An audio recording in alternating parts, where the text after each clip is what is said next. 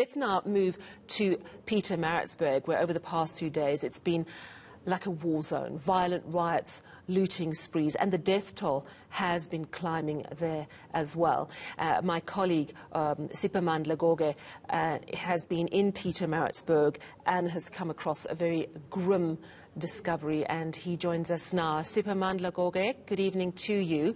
Tell us a little bit more about what you've been able to find out after the discovery of those bodies at the Makro just outside Pietermaritzburg. And I watched this while you were on live on air with Dan Moyani, and it was really such a grim story. A few hours on, what more can you tell us about why these people died, how they died, and how many people actually did die in that area? At the moment, we do not have a clear explanation and an official report from the police as to what transpired. The bodies that you saw us reporting about were found, retrieved here outside these shops here, which include Makro. They were retrieved on the streets. Bongamkize will show you the wide shot of this street. This is where the bodies were retrieved, not inside the shops or the business premises that were looted, but just meters away from those shops. So this is an industrial area here in Pietermaritzburg. It's got a number of well-known shops. There is a Makro here, aluminum. There is also SA breweries. And then if you go further down, there is Asmol. So this street is one of the busiest and the most popular streets in terms of very big companies and businesses operating here. Earlier on, we interviewed one of the owners and managing directors of a clothing business known as Asmol's here in Pietermaritzburg. He told us that his business has been wiped out. We also interviewed a gentleman from SAB. He showed us the extent of the damage here.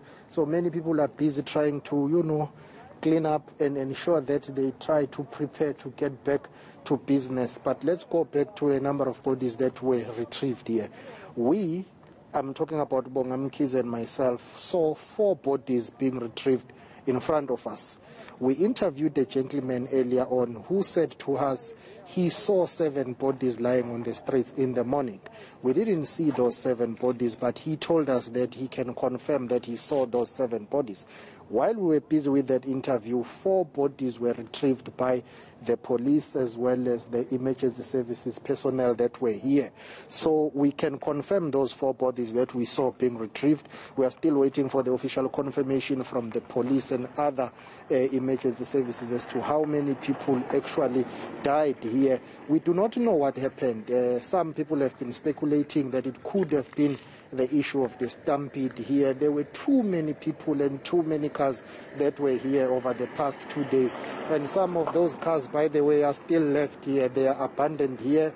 You can see that it appears as if there may have been some gunshots that were exchanged here. Some cars have got bullet holes, but we are not suggesting that those who passed away were shot at. We do not know how they died. We do not know about the circumstances. The only thing we can confirm is that we saw 4 of them being picked up here. There is a river nearby here. Those who are familiar with Pietermaritzburg will know this river. This is where the Duzi canoe race is usually performed or conducted, and there was some concern that maybe some of the bodies may still be inside there. We do not know what is happening, but that's what some of the eyewitnesses were telling us. But all what we saw, which we can, 4 bodies were retrieved in front of us.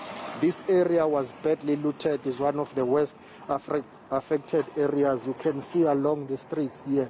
Look at the damage and the aftermath. It's really bad out here. It's absolutely shocking, and I can see people in the distance. Looks like they're involved in the cleanup, but it looks sort of post-war. I mean, it is an absolute disaster, and as you say, the scene of at least 4 deaths, very possibly more. I couldn't help noticing as Bongamkize did that pan across the river that there was it looked like a 6-pack of beer sitting on a table, but also a spray painting of the word Zuma on that red, looked like electricity box. I suppose in days to come we will we will understand why this particular area was targeted. You have been covering these lootings and these riots now 4 days. What is your sense of where Pietermaritzburg is tonight? Do you think that it's calmed down significantly, or do you think there's still enough of a security concern that we could see more looting overnight? As I answer your question, let me ask the hard-working Bonga Mkhize again to show you what you were talking about, that six-pack and then that red board there with the writing. According to soldiers here on the ground, I think 11 to 12 on the ground, and there is a heavy evidence of them now, but they've driven further down as they continue to patrol here.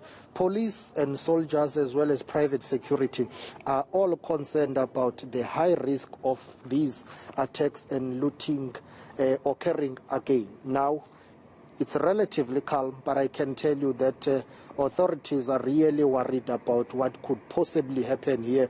Soldiers on the ground, police on the ground, private security, business owners, all of them have told us that they are really worried that it's not done. And the main reason for that is simply because if you look further down the street, there are some business premises and businesses that still have some very few products left. You know, they include the SAB factory here, and they also include other businesses further down. So there is still a real threat that some people can come here to loot. And in fact, before we came on air, I saw soldiers trying to push away a crowd which is further up the bridge there. I'm not sure whether Bonga Mkhize will be able to show you that. It's too far, you won't be able to see it. But there are people who are still gathering on the other side.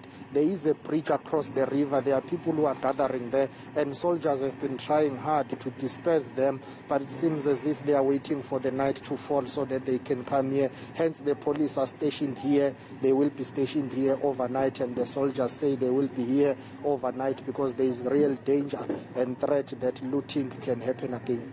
All right, well, thank you so much to both of you for that update. That is eNCA senior reporter Siphamandla Goge and, of course, Bonga Mkhize showing us the destruction of that particular part of Pietermaritzburg.